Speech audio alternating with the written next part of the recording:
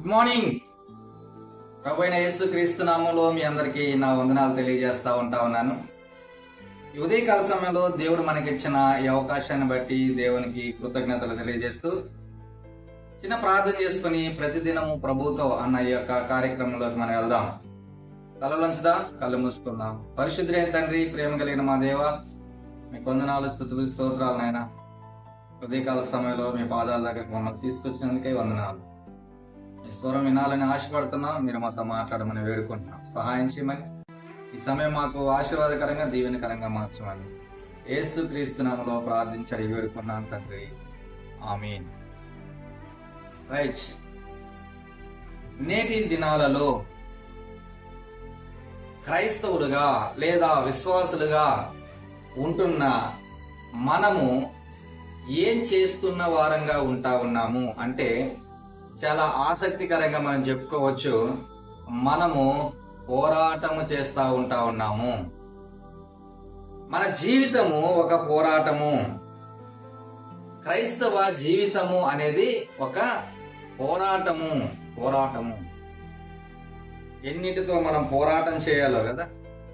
ఒక పక్క సాతానుడితో మనం పోరాటం చేయాలి, లోకంతో మనం పోరాటం చేయాలి, మన శరీరముతో మనం పోరాటం చేయాలి, అనేక మంది వ్యక్తులతో కూడా మనం పోరాటం చేయవలసిన వారంగా ఉన్నాము. సంస్థలతో పోరాటం చేయవలసిన వారంగా ఉన్నాము. ప్రస్తుత దినాలలో మరి ప్రభుత్వాలతో కూడా పోరాటం చేయవలసిన దినాలలో ఉన్నాం. అవునంటారా, కాదంటారా? ఖచ్చితం కదా. క్రైస్తవ జీవితము ఒక గొప్ప పోరాటము లాంటిది. మరి పోరాటంలో మనం గెలవాలి అంటే ఏం చేయాలి? పోరాటంలో గెలవాలి అంటే మనం ఎలా ఉండాలి? చాలా దృఢంగా ఉండాలి, చాలా బలంగా ఉండాలి, శక్తి కలిగిన వారంగా మనం ఉండాలి. శక్తి లేకపోతే అది ఏ పోరాటమైనా ఓటమి తప్పదు. కాబట్టి శక్తి కలిగిన వారంగా మనం ఉండాలి. అయితే విశ్వాసి తన యొక్క జీవితంలో శక్తిని కోల్పోయిన వాడై పదే పదే ఓడిపోతూ ఉన్నాడు. కోవలో నువ్వు ఉన్నావేమో. ఈ మాటలు వింటున్న మీరు ఆ కోవలో ఉంటున్నారేమో. ఒకసారి ఆలోచన చేయండి. శక్తి లేని వారమై పదే పదే ఓడిపోతా ఉంటున్నాము. సాతాన్ని జయించలేకపోతా ఉంటున్నాము, లోకాన్ని జయించలేకపోతా ఉంటున్నాము, శరీరాన్ని జయించలేకపోతా ఉంటున్నాము. పదే పదే సాతానుడి యొక్క చేతిలో చిత్తుగా మనం ఓడిపోతా ఉన్నాం. ఎలా ఉండాలి మనం? ఎవరితో పోరాడుతున్నామో వారికి సమఉజ్జీవులుగా మనం ఉండాలి. సామాన్యమైన వ్యక్తులతో మనం పోరాటం చేస్తున్నామా? సామాన్యమైన వారితో మనం పోరాటం చేస్తున్నామా? లేదు. భయంకరమైన వారితో మనం పోరాటం చేస్తున్న వారంగా ఉన్నాం. ఎఫెసీయులకు రాసిన పత్రిక 6వ అధ్యాయము 12వ వచనంలో గాన మనం చూస్తే, ఏలయనగా మనము పోరాడునది శరీరులతో కాదు గాని ప్రధానులతోనూ అధికారులతోనూ ప్రస్తుత అంధకార సంబంధులకు లోకనాథులతోనూ ఆకాశ మండలమందున్న దురాత్మ సమూహముతోనూ పోరాడుచున్నాము. హలో, ఎవరితోనూ పోరాడుతా ఉంటున్నావు? ఎందుకని అంత నిర్లక్ష్యంగా ఉన్నావు? ఎందుకని ఏమి పట్టనట్టు ఉన్నావు? నీ పోరాటం ఎవరితో తెలుసా? అది తెలియకనే మనము చాలా బలహీనులుగా ఉన్నాం, శక్తి లేని వారంగా ఉన్నాం. మనం పోరాడుతున్నది సామాన్యమైన వ్యక్తులతో కాదు, సామాన్యమైన శక్తితో కాదు. మనం పోరాడుతున్నాం భయంకరమైన వారితో. పదాలు చదువుతున్నారా, వింటున్నారా? పదాలు: ప్రధానులతోనూ అధికారులతోనూ ప్రస్తుత అంధకార సంబంధులకు లోకనాథులతోనూ ఆకాశ మండలమందున్న దురాత్మల సమూహముతోనూ.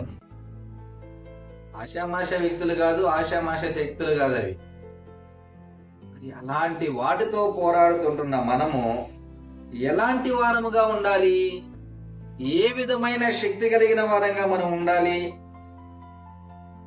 దేవుని కొరకు మనము గొప్ప కార్యాలు చేయాలి అని ఆశపడుతున్నట్లయితే ఆ గొప్ప కార్యాలను చేయడానికి శక్తి కలిగిన వారంగా ఉండాలి. వీరందరినీ జయించుకొని మనం ముందుకెళ్ళవలసిన వారంగా ఉండాలి. ఆధ్యాత్మికమైన శక్తి లేకుండా దేవుని కొరకు గొప్ప కార్యాలు ఏ ఒక్కడు కూడా చేయలేడు. ఆధ్యాత్మికమైన శక్తి కావాలి మనకు. ఆ శక్తి ఎట్లా వస్తుంది? దేని ద్వారా వస్తుంది? ఎవరి ద్వారా వస్తుంది? ఈ ఉదయకాల సమయంలో మనం చూడబోతా ఉన్నాం. ఆధ్యాత్మిక శక్తి లేకపోతే మనము దేవుని కొరకు గొప్ప కార్యాలు చేయలేము అన్న విషయాన్ని మనం గుర్తుపెట్టుకోవాల్సిన వారంగా ఉన్నాము. అయితే విశ్వాసికి శక్తి ఎలా వస్తుంది? ఒక క్రైస్తవుడు ఏ విధంగా శక్తిని సంపాదించుకోగలడు? చాలా మంది అనుకుంటా ఉన్నారు, నాకున్న జ్ఞానమే నా శక్తి, నాకున్న జ్ఞానమే నాకు శక్తి. అందుకనే చాలా సవాలు వింటా ఉంటాం మనం. పెరిగాన యూట్యూబ్ లో చూస్తా ఉన్నట్లయితే సవాలు విసురుకుంటాట, నన్ను ఓడించగలిగే శక్తి ఎవరికన్నా ఉందా? నా జ్ఞానం ముందు వీళ్ళెంత, నా జ్ఞానం ముందు వాళ్ళెంతని వాళ్ళ జ్ఞానమే వాళ్ళ శక్తి అనుకుంటా ఉన్నారు. సొంత జ్ఞానమును ఆధారంగా చేసుకొని ఉబ్బిపోతుంటున్న వారు చాలా మంది ఉంటా ఉన్నారు. సొంత బలాన్ని ఆధారంగా చేసుకుని ఉబ్బిపోతున్న వారు చాలా మంది ఉంటా ఉన్నారు. తన బలగాన్ని ఆధారంగా చేసుకుని ఉబ్బిపోతుంటున్న వారు చాలా మంది ఉంటున్నారు. నా వెనక ఎంతమంది ఉన్నారు, నాది ఇంత పెద్ద సంఘము, నాకు ఇంతమంది విశ్వాసులు ఉంటున్నారు, నాకు ఇంతమంది ఫాలోవర్స్ ఉంటున్నారు. ఇది ఒక పిచ్చి అయిపోయింది ఈ మధ్య కాలంలో. నాకు ఇంతమంది ఫాలోవర్స్ ఉంటా ఉన్నారు. చూడండి, వీటన్నిటిని చూస్తే వీటి ద్వారా మనకు శక్తి వస్తుందా? ఒక విశ్వాసికి వీటి ద్వారా ఒక శక్తి వస్తుందా? రాదుగాక రాదు. వారి ద్వారా నీకు ఏమాత్రం ఒరిగేది ఉండదు. వారి ద్వారా నీకు ఏమాత్రం జరిగేది కూడా ఉండదు. మరి ఎలా అని మనం చూస్తే ఒక మాట చూద్దాం. అపోస్తలుడైన పౌలు గారు అంటారు, కొలస్సీలకు రాసిన పత్రిక 1వ అధ్యాయము 29వ వచనంలో, అందునిమిత్తము నాలో బలముగా కార్యసిద్ధి కలుగజేయు ఆయన క్రియాశక్తిని బట్టి నేను పోరాడుచు ప్రయాసపడుచున్నాను. ఎవరిని బట్టి అని మనం అక్కడ చూస్తే, నాలో బలముగా కార్యసిద్ధి కలుగజేయు ఆయన క్రియాశక్తిని బట్టి నేను పోరాడుచున్నాను.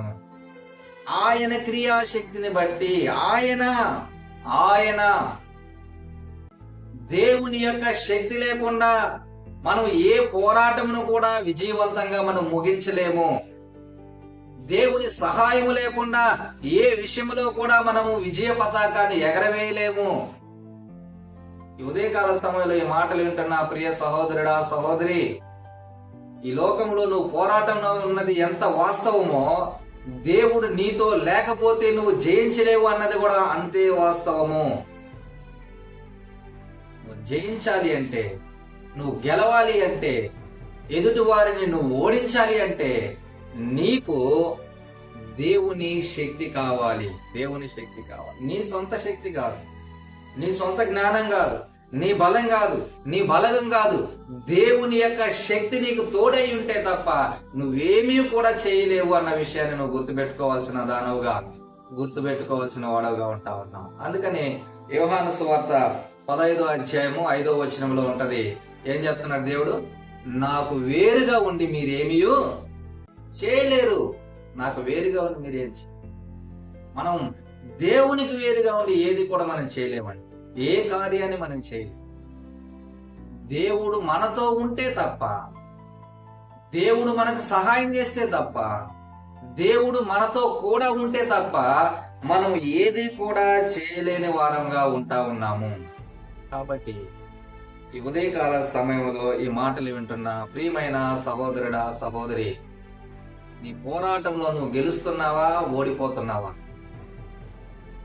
సాతానుడితో నువ్వు గెలవగలుగుతున్నావా? లోకముతో నువ్వు గెలవగలుగుతున్నావా? నీ శరీరంలో నువ్వు గెలవగలుగుతున్నావా? నీ శరీర ఆశలకు, నేత్ర ఆశలకు నువ్వు ఓడిపోతున్నావేమో కదా. పదే జయించలేక సరి అయిన పోరాటం నువ్వు చేయలేక, పటిష్టంగా నువ్వు నిలబడలేక ఒక్క బోర్ల పడిపోతున్నావు. నువ్వు చిత్తుగా ఓడిపోతా ఉంటున్నావు. సాతానుడేసే ఉచ్చుకు వలకు నువ్వు లొంగిపోతున్న వాడుగా ఉంటా ఉన్నావు. లోకం యొక్క ఆకర్షణకు నువ్వు దొర్లుకుంటూ వెళ్ళిపోతుంటున్న వాడుగా ఉంటా ఉన్నావు. శరీరము నీ నేత్రాశి నిన్ను లాగుతా ఉంటున్నప్పుడు ఎంత చక్కగా పరుగు వెళ్ళిపోతా ఉంటా ఉన్నావు. జయించలేక ఓడిపోతున్న స్థితిలో నువ్వు ఉంటున్నావు.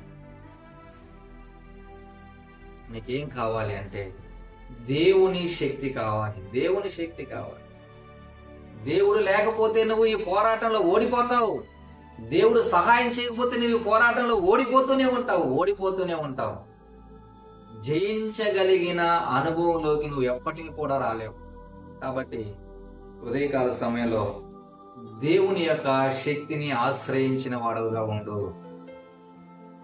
ఎలాగ నువ్వు దేవుని శక్తిని పొందుకోగలవు అంటే ఆయన ఎదుట నువ్వు ప్రార్థన చేయి. ప్రభువా, నా శక్తి కాదు నాయన, నా సొంత బలం కాదు ప్రభువా, నా బలగం కాదు ప్రభువా, నా జ్ఞానం కాదు ప్రభువా, నీవు నాకు తోడుంటే నేను దేనినైనా చేయగలనయ్యా. నీ శక్తిని నాకు అనుగ్రహించు, నీ బలమును నాకు అనుగ్రహించు అని చెప్పి ఉదయకాల సమయంలో దేవుని వేడుకో. దేవుడు నీకు సహాయం చేస్తాడు. అన్ని విషయాలలో దేవుడు నీకు ఒక గొప్ప విజయాన్ని ఇవ్వబోతా ఉంటావు. తలలోంచుదామా, ప్రార్థన చేసి దేవుని వేడుకుందాం.